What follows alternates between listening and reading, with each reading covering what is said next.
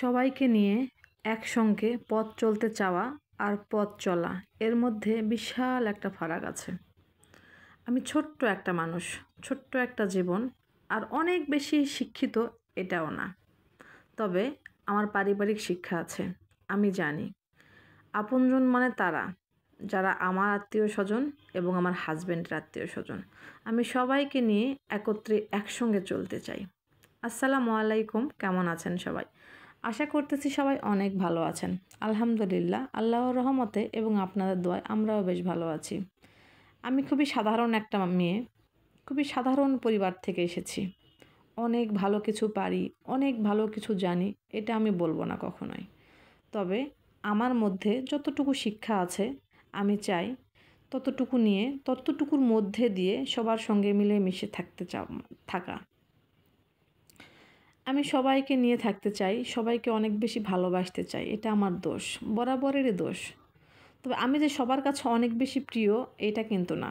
আমি মনে করি আমি একজন মানুষ, আমার ভুল থাকবে, ঠিক থাকবে, দোষ থাকবে, গুণ থাকবে, সব কিছু মিলিয়ে আমাকে যে ভালোবাসবে আমার কাছে সেই আমার প্রকৃত আপন। আজকে মনটা ভীষণ খারাপ। শুধু আজকে বলতেছি কেন, বেশ কয়েকদিন ধরে মনটা অনেক বেশি খারাপ। আমার শ্বশুর মশাই অনেক বেশি অসুস্থ, তাকে নিয়ে বেশ ভালোই দৌড়াদৌড়ি ছোটাছুটি করতে হচ্ছে। চেষ্টা করতেছি আমরা আমাদের মতো করে, যাতে করে তিনি সুস্থ হয়ে যান। এ দোয়া তো অবশ্যই থাকবে। তো আপনাদের কাছেও আমি অনুরোধ করতেছি, সবাই প্লিজ ওনার জন্য একটু দোয়া করবেন। আমি, সাহেব, সবাই মিলে আমরা আমাদের যথাসাধ্য চেষ্টা করতেছি তাকে ভালো রাখার, ভালোবাসার।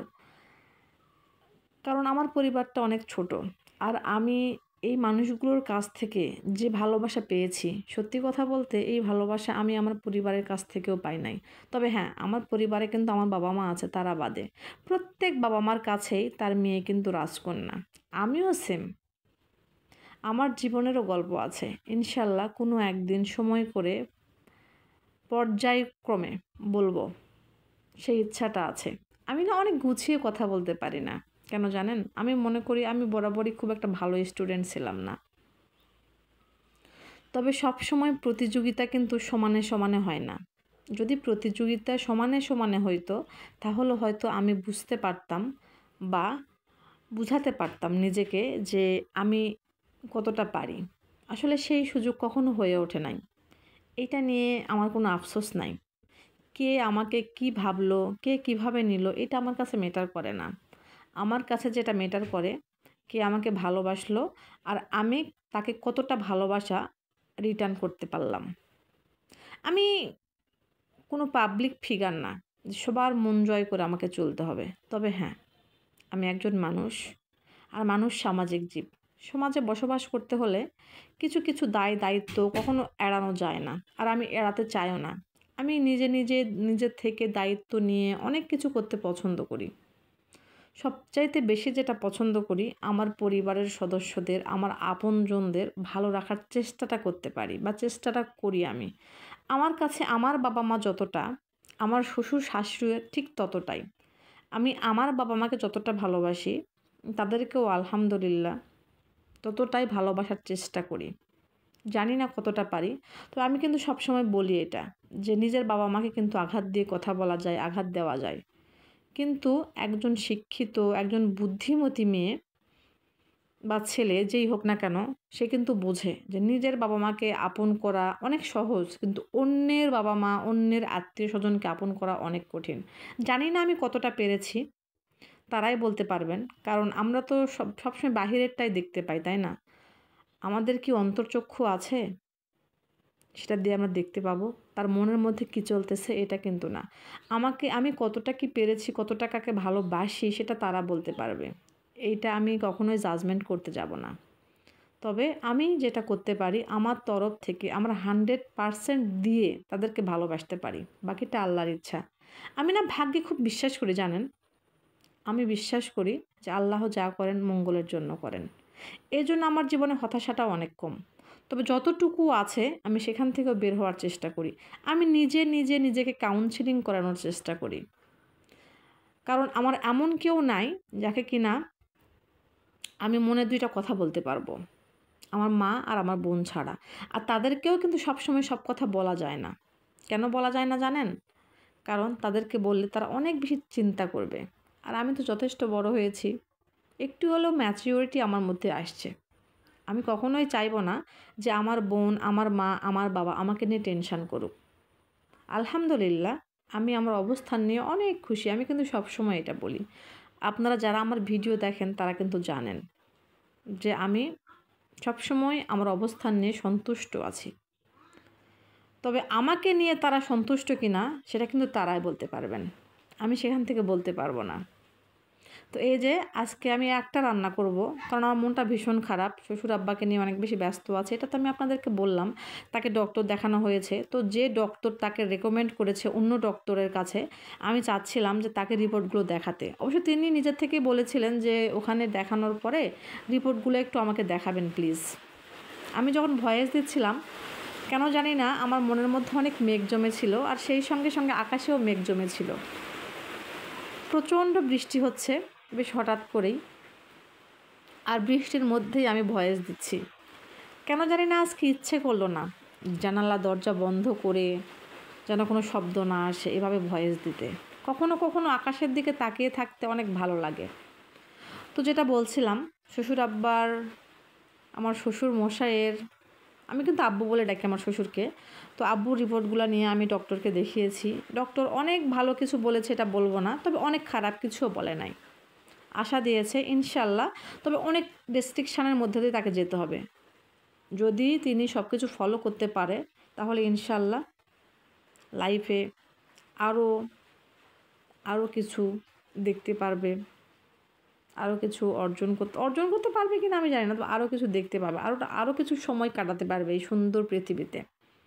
তো সেই চেষ্টা আমরা সবাই করতেছি।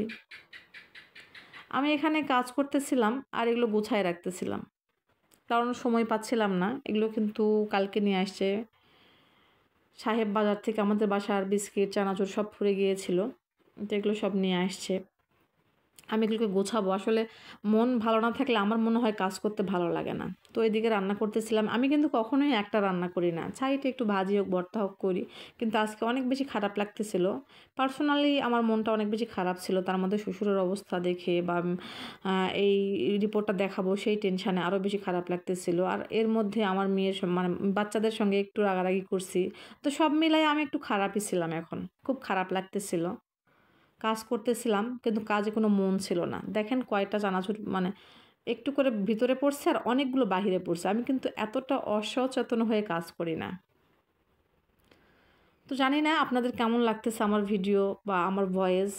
যদি ভালো লাগে তাহলে প্লিজ ভিডিওতে একটা লাইক করে দিন। আর আমি জানি না আমি কতদিন কাজ করব, কাজ করতে পারবো কি না, কারণ আমার মধ্যে অনেক চেঞ্জেস আসতেছে। সেই সঙ্গে আমার অনেক মানে সময়ের একটু কি বলবো যে আমার কাছে মনে হচ্ছে সময় স্বল্পতা মনে হচ্ছে, যে বাচ্চাদেরকে একটু বেশি সময় দিতে হবে, আমার ফ্যামিলিকে আরও বেশি সময় দিতে হবে। কারণ আমি কিন্তু সবসময় বলি আমার ফার্স্ট প্রায়োরিটি হচ্ছে আমার ফ্যামিলি।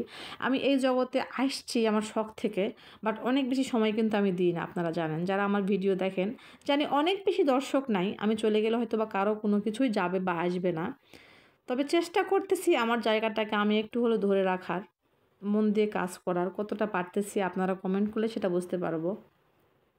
এই যে টুকটাক কাজ করতেছি, কাজের মধ্যে দিয়ে নিজেকে একটু হলেও ব্যস্ত রাখার চেষ্টা করি।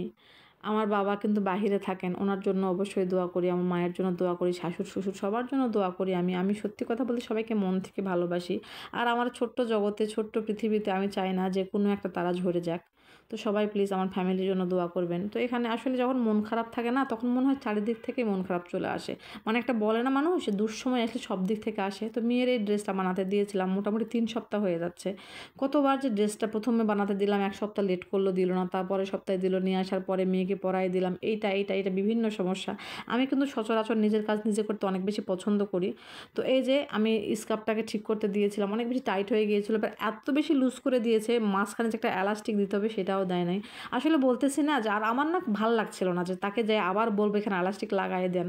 তো আমি ভাবলাম যে আমি একটু সময় করে একটু দিয়ে দিই। জানি না কত সুন্দর হবে, কারণ মন ভালো না থাকলে কিন্তু কোনো কিছু করতেই ভালো লাগে না। মানুষ বলে না যে মন ঠিক, শরীর ঠিক, সব ঠিক।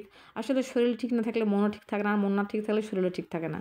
তো এই যে সমস্ত রিপোর্ট আমি এখানে নিয়ে নিচ্ছিলাম, ডক্টরের কাছে চলে যাবো আমি। ওটাকে ঠিক করে দিয়েছি, আমার মেয়ে পরে স্কুলে চলে যাচ্ছে, মানে যায় না এখনও, রেডি হচ্ছে ও, আর আমি এদিকে রেডি হচ্ছিলাম। আয়াত বাবুকেও রেডি করতেছিলাম। আয়াত বাবু কিন্তু ছোটো মানুষ, অনেক বেশি খুশি, ও বাহিরে যেতে পারলে অনেক বেশি খুশি হয়। তো আজকের ভিডিওটা এ পর্যন্তই। সবাই ভালো থাকবেন, সুস্থ থাকবেন, সবাই আমাদের জন্য দোয়া করবেন। আল্লাহ হাফেজ, আসসালামু আলাইকুম।